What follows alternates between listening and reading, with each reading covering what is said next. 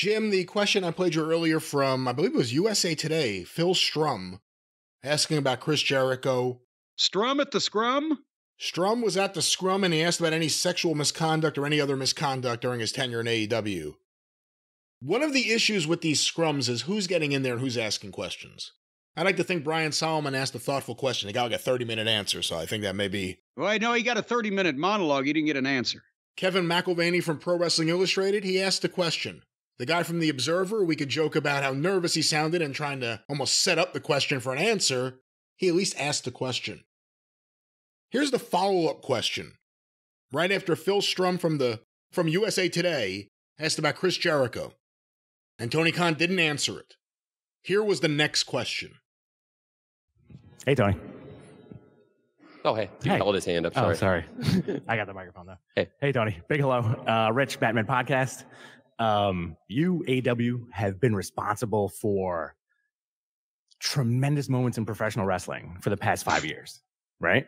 Now, apart from the business and the numbers, personally, I want to know, how does that 14-year-old Tony Khan feel on the inside, like right now? So good. So good.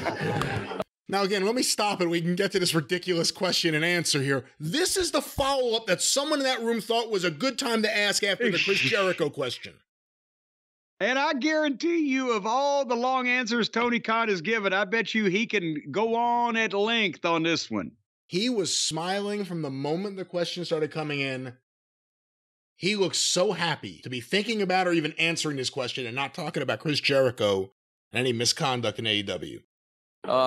It's pretty great. It's a great question. It's a great way to end the year, and the sellout crowd and the numbers. I mean, it's, it feels really good. It's really important for the locker room to see that what we're doing is working. And like for all the women. No, stop. He's not saying you're doing too many dings. He's not saying great. These are preemptive dingings. I'm just trying to build up some credit. I think everybody could rally around and see, like, when Collision did that number, and that was a great show, and Collision's been on a great run of shows, and then for that crew to come together in San Antonio, post that number over the holidays, beat the NBA, finish in the top 10, like up against all the football, after the week before going up against NFL, when every metric in wrestling history, we have decades of history that says when wrestling goes up against the NFL that the wrestling rating will go down.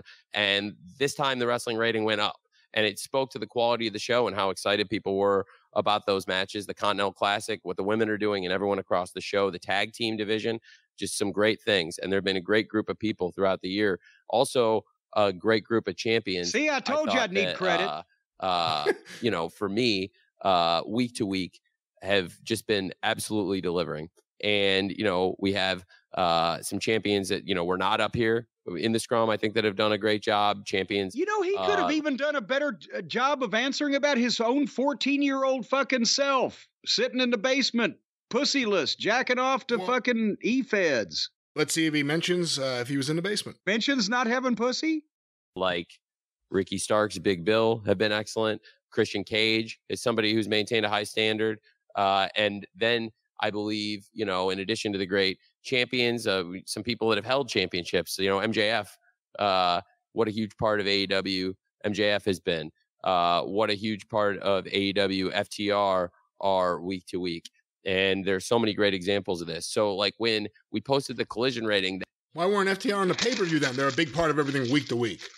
I don't know. I'm doing a little house cleaning over here. Let me know when he's done. All right. Hold on. That felt so good. And oh, wow. I didn't know I can go double speed on this. Hold on. Oh, you can go double speed? Good. It may sound better that way. Then to follow that up and see the Dynamite rating and see Biggest since Grand Slam, the New Year's Smash was truly a smash hit, and get the accolades from the network and know what that means for the whole crew, the wrestlers and the staff, and everybody who works here, and everybody can rally around that for the future, all the women and men in the company, the wrestlers. When are you going to start the double speed? And that's the part I never imagined. Because like when you're like writing Dynamites when you're like 12, 13 years old in the back of the classroom. Hold on. He's in the back of the classroom. I think this is where we stop. Let's go here to the back of the classroom where he's writing Dynamite. Never imagined. Because like when you're like writing Dynamites when you're like 12, 13 years old in the back of the classroom, and this is your like lifelong dream, the part you don't account for, good and bad, and the part nobody really accounts for, good and bad, when they're like thinking about it, but the part that's the most different from like imagining what it would be like to do it versus actually doing it, it's the real people, good and bad. It's not easy sometimes. Stop. Oh, the thing that no God. one anticipates when they're fantasy booking is that things may not go the way you want when you deal with human beings. With real, actual people. Oh my God. All right. Well, let's let him. Let's see where he's going. Maybe he's going somewhere. He's in the back of the question. He needs to get there pretty quick.